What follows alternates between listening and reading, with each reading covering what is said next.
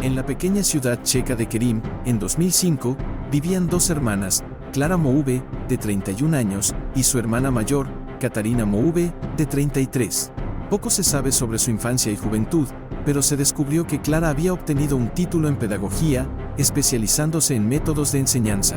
A diferencia de ella, Katarina trabajaba en un centro juvenil. Quienes conocían a las hermanas se sentían particularmente impactados por su inquebrantable fe.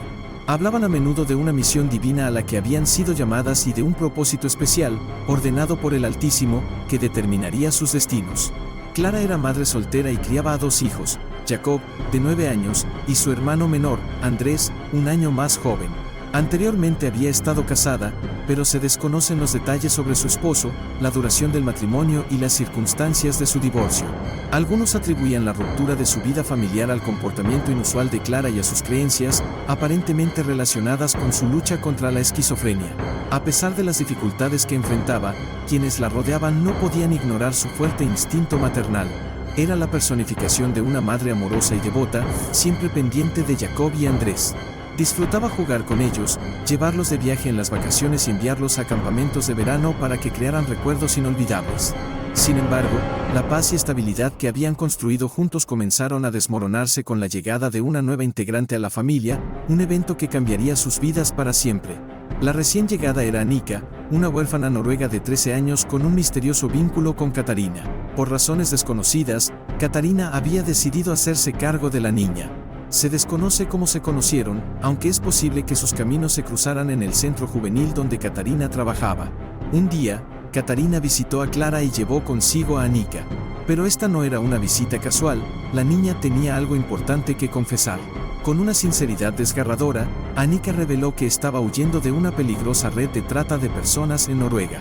La pequeña había sufrido horrores inimaginables a manos de estos despiadados criminales.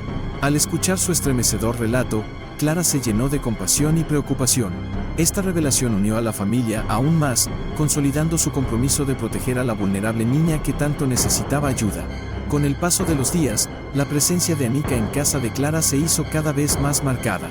Se mostraba como una niña frágil y enferma que requería atención médica constante. Sin embargo, había algo extraño. Solo confiaba en Katarina para acompañarla al hospital, lo que generaba interrogantes sobre las razones de esta selectiva confianza. A pesar del misterio que rodeaba a Annika, el corazón de Klara se ablandó y la aceptó por completo como parte de su familia. No obstante, mientras este nuevo capítulo se desarrollaba, algo mucho más oscuro se estaba gestando. Klara y Katarina se involucraron con una secta conocida como el Movimiento del Grial. Esta organización, dirigida por un hombre llamado Joseph Skurla, predicaba que la realización de buenas acciones garantizaba un lugar en el cielo y la absolución de los pecados. Sin embargo, los detalles sobre cómo, cuándo y bajo qué circunstancias las hermanas se vieron envueltas en este grupo siguen siendo un misterio. A medida que se adentraban más en las creencias del Movimiento del Grial, el futuro se tornaba cada vez más incierto y perturbador. No mucho después de la llegada de Annika, Klara comenzó a recibir misteriosos mensajes en su teléfono. Provenían de un remitente desconocido que afirmaba ser un médico con el tratamiento ideal para la niña. Los correos eran crípticos pero persuasivos, instándola a reunirse con él en persona para discutir la condición de Annika. La curiosidad pudo más que ella y aceptó concertar una cita, que tuvo lugar tarde en la noche dentro de un automóvil. Cuando llegó el momento, Klara no pudo distinguir claramente el rostro del hombre debido a la oscuridad. Sin embargo, este le mostró la tarjeta médica de Annika, lo que en cierta medida la tranquilizó. Confiando en el desconocido, aceptó que él se convirtiera en el médico oficial de la niña, sin imaginar que esa decisión desencadenaría una serie de acontecimientos perturbadores. Con el tiempo, los correos del médico tomaron un giro inquietante. Sus indicaciones se volvieron cada vez más extrañas. Por ejemplo, le ordenó a Klara que frotara el cuerpo de Annika durante horas, especialmente en zonas íntimas, asegurándole que esto haría feliz a la niña. La solicitud la perturbó profundamente, pero, de algún modo, terminó obedeciéndola. Gradualmente, algo dentro de ella comenzó a cambiar. Su atención se desvió de sus hijos, dejándolos cada vez más al cuidado de sus abuelos. Este creciente desapego coincidió con su creciente deseo de adoptar formalmente a Annika. Sin embargo, un obstáculo inesperado surgió de repente. El misterioso doctor declaró que la adopción era imposible, argumentando que los hijos de Klara supuestamente habían maltratado a Annika. No está claro si había algo de verdad en esta acusación o si se trataba simplemente de una estrategia manipuladora. Desconsolada y desesperada por orientación, Clara recurrió al doctor en busca de consejo. Para su horror, él le propuso una solución perturbadora: sus hijos debían ser curados de un espíritu maligno mediante una combinación de disciplina estricta, amor y castigos físicos. A partir de ese momento, la crianza de Clara tomó un giro oscuro y aterrador. Se convirtió en una madre despiadadamente cruel, castigando a sus hijos con una intensidad desgarradora. Cualquier pretexto era suficiente para infligirles dolor. Los golpeaba con las manos, cucharas de madera y cinturones. Aún más escalofriante, los sometía a castigos inhumanos, como encerrarlos en jaulas diminutas durante toda la noche. Era imposible comprender cómo una madre amorosa y devota había descendido a semejante monstruosidad. Tal vez su lucha constante contra la esquizofrenia nubló su juicio, haciéndola más vulnerable a influencias extremas. Fuera cual fuese la razón, su hogar quedó atrapado en una red de dolor y confusión. La mujer que alguna vez protegió a sus hijos ahora parecía perdida, como si su alma hubiera sido devorada por la oscuridad. Entonces, en agosto de 2006, los acontecimientos tomaron un giro aún más aterrador. El doctor, quien hasta entonces había asesorado a Clara sobre cómo disciplinar a sus hijos, hizo una declaración estremecedora: los castigos no estaban funcionando. Su nueva propuesta era inconcebible: Clara debía dejar de comportarse como su madre por completo. La idea era impensable, pero ella obedeció sin dudar. Sin embargo, esto no sería la orden más aterradora que recibiría. El doctor le ordenó llevar a los niños a una cabaña apartada en lo profundo del bosque, lejos de cualquier mirada indiscreta. La ubicación se encontraba a solo 13 minutos en coche de su hogar en Kerim. Dividida entre la duda y su desesperado deseo de curar a sus hijos, Clara finalmente aceptó. Reunió a Jacob y Andrés y los llevó a la cabaña aislada. Al llegar, fueron recibidos por Katarina y dos hombres, uno llamado Hannes Kurla y otro cuya identidad permanece incierta. También estaba presente otra mujer, Hanna Basova, a quien Clara había conocido en uno de los campamentos de verano a los que asistieron sus hijos. Lo que parecía una reunión inofensiva en la cabaña pronto se convertiría en el inicio de una pesadilla inimaginable para Jacob y Andrés. Entre aquellas paredes remotas, se desataron horrores indescriptibles, actos de crueldad tan brutales que ningún niño debería jamás experimentar. Los hermanos fueron confinados en jaulas para perros, tan pequeñas que apenas podían moverse o ponerse de pie. Pero el tormento no terminó ahí. Fueron obligados a comer en platos para animales y a hacer sus necesidades dentro de las mismas jaulas, quedándose en su propia inmundicia durante horas. Cualquier vestigio de dignidad les fue arrebatado. Lo más aterrador era que Jacob y Andrés tenían prohibido hablar, no podían dirigirse el uno al otro, a su madre ni a nadie presente. La tortura psicológica era insoportable. Luego vino la asfixia por inmersión. Clara sumergía sus cabezas en el agua y las mantenía bajo la superficie durante lo que parecía una eternidad. Los niños estaban paralizados por el terror, convencidos de que morirían ahogados. Katarina intensificaba su sufrimiento sujetándoles los brazos a la espalda, dejándolos completamente indefensos ante la brutalidad de su propia madre. Pero la violencia no cesó ahí. Fueron arañados con horquillas, sus cuerpos magullados y lacerados. Se les obligó a pelear entre sí mientras estaban atados como animales, despojándolos aún más de su humanidad. Y no solo Clara y Katarina participaron en estas atrocidades, otros se unieron también. Les colocaron bolsas en la cabeza para cortarles el aire, prolongando su agonía. La tortura alcanzó un nivel de depravación indescriptible cuando sus captores cortaron carne de los glúteos de Andrés y cauterizaron la herida con cigarrillos encendidos. Luego, en un acto de barbarie inconcebible, lo obligaron a comerse su propia carne, pero la atrocidad no terminó ahí. Se les arrancaron más fragmentos de piel, que también fueron forzados a ingerir, junto con su propio vómito. Como si esto no fuera suficientemente espantoso, sus torturadores incluso participaron en el canibalismo, devorando partes de los cuerpos de los niños. Sus gritos debieron de ser insoportables. Para silenciarlos, les sellaron la boca con cinta adhesiva. El nivel de inhumanidad al que fueron sometidos desafía toda comprensión. Luego, en septiembre de 2006, Clara intentó nuevamente adoptar a Anika. Esta vez, su solicitud fue aprobada. Sin embargo, lo que sucedió después fue tan cruel como inesperado. Decidió entregar a sus hijos a Katarina, convencida de que Anika necesitaba más su atención y cuidados. Jacob y Andrés fueron enviados a vivir con su tía, abandonados por la madre que alguna vez los había amado. Pero su sufrimiento estaba lejos de terminar. En enero de 2007, los niños fueron devueltos a casa de Clara, y la pesadilla se reanudó con una ferocidad aún mayor. Esta vez, fueron encerrados en un sótano de cemento, prisioneros dentro de su propio hogar. Los horrores que habían padecido en la cabaña los siguieron, persiguiéndolos a cada momento. Para hacer la situación aún más grotesca, Clara instaló un monitor para bebés en el sótano. Desde la comodidad de su cocina, podía observar y deleitarse con el sufrimiento de sus propios hijos. Mientras tanto, Anika vivía en un mundo completamente distinto. Su habitación era luminosa, llena de juguetes y calidez. Existía en una realidad alternativa, aparentemente ajena a los horrores que se desarrollaban bajo el mismo techo. Durante varios meses, Jacob y Andrés permanecieron encadenados en el oscuro y descuidado sótano, atrapados en un ciclo interminable de sufrimiento. Parecía que no había escapatoria, hasta que el destino dio un giro inesperado. El 10 de mayo de 2007, la espantosa verdad que había permanecido oculta durante demasiado tiempo finalmente salió a la luz. Todo comenzó con un hombre llamado Edward, quien vivía cerca de la casa de Clara. Recientemente, había instalado un sistema de videovigilancia para monitorear a su hijo recién nacido. Sin embargo, los monitores para bebés a veces presentan fallos, interceptando señales de dispositivos cercanos, y eso fue precisamente lo que ocurrió aquel fatídico día. En lugar de ver la cuna de su bebé en la pantalla, Edward se encontró con una escena perturbadora: un niño frágil y enfermizo, apenas vestido, con las manos y los pies atados a la espalda. Era Andrés. Estaba sucio, desnutrido, comiendo sobras del suelo mientras una mano femenina lo alimentaba. Horrorizado por lo que acababa de presenciar, Edward no perdió tiempo y llamó a la policía.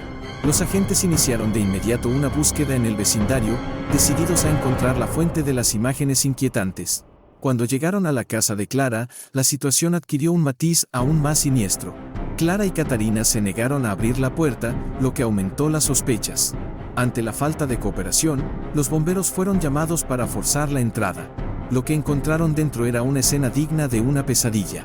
2 niños demacrados, golpeados y quebrantados, fueron descubiertos en un sótano de cemento, encarcelados como animales.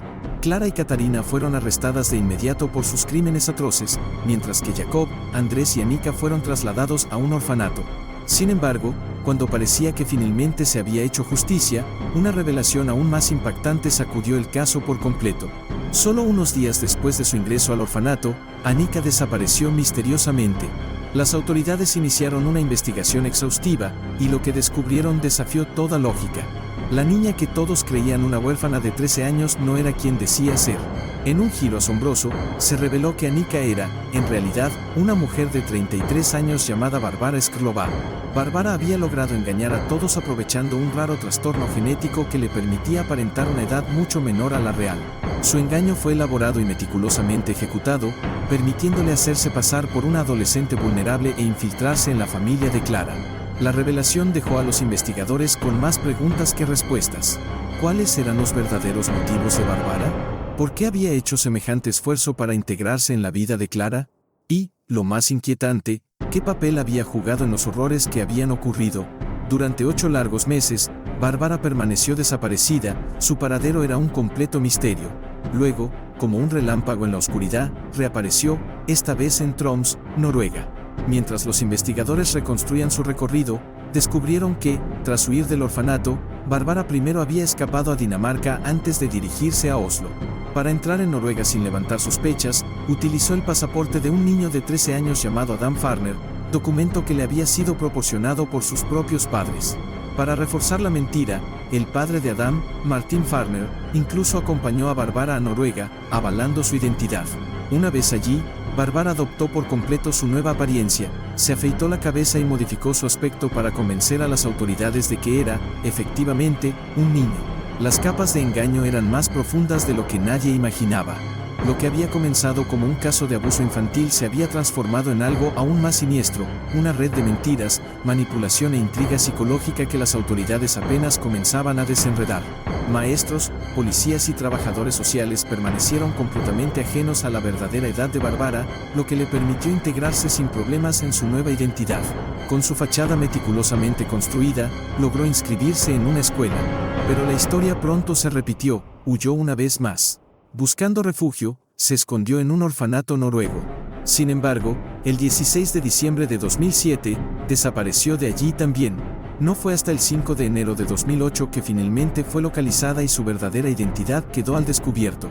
La revelación dejó atónitos a los investigadores, quienes, sin saberlo, habían dado cobijo a una mujer de 33 años haciéndose pasar por un niño. Barbara fue deportada de inmediato a la República Checa para enfrentar cargos por fraude y ser juzgada. Además, Martin Farner, el hombre que la había ayudado a sostener su engaño, fue arrestado en Noruega y acusado de proporcionar testimonio falso. Durante el mediático juicio celebrado en junio de 2008, Barbara se defendió alegando que solo había intentado escapar de su propia vida turbulenta.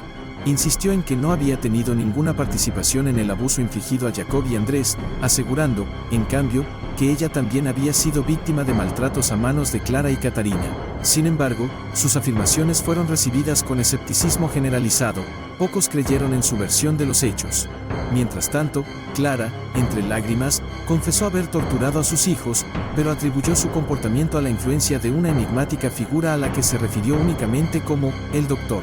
Ante el tribunal, declaró que este individuo la había manipulado a través de mensajes de texto, dándole instrucciones precisas sobre cómo castigar y atormentar a los niños. Sin embargo, a medida que avanzaba la investigación, se reveló una verdad escalofriante: el doctor no existía. El número de teléfono asociado a la supuesta figura pertenecía, en realidad, a la propia hermana de Clara, Catarina. Esta impactante revelación expuso la participación directa de Catarina en los atroces crímenes. Había urdido un retorcido plan, plenamente consciente de la vulnerabilidad de Clara y su facilidad para ser manipulada. Además, se descubrió que Catarina había conocido la verdadera identidad de Barbara mucho antes de presentarla ante la familia como la supuesta Nika, una niña de 13 años. En lugar de revelar la verdad, optó por encubrirla deliberadamente, utilizando las debilidades de Clara para impulsar una agenda oscura e incomprensible. Las revelaciones estremecieron la sala del tribunal, dejando a todos perplejos ante la magnitud de la crueldad y el elaborado entramado de engaños en el que se había desarrollado el caso.